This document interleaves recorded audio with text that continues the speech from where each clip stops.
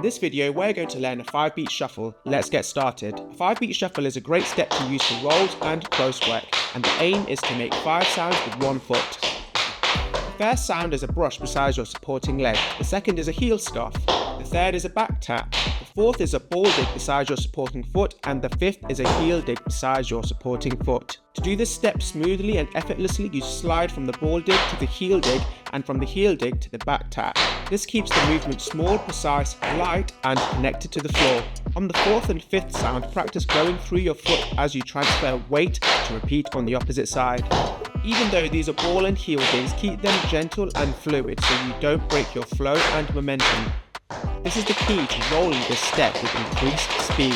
For timing, it's easier to not count this step as it's even and rolls into the next phrase. However, if you really want to know, here it is.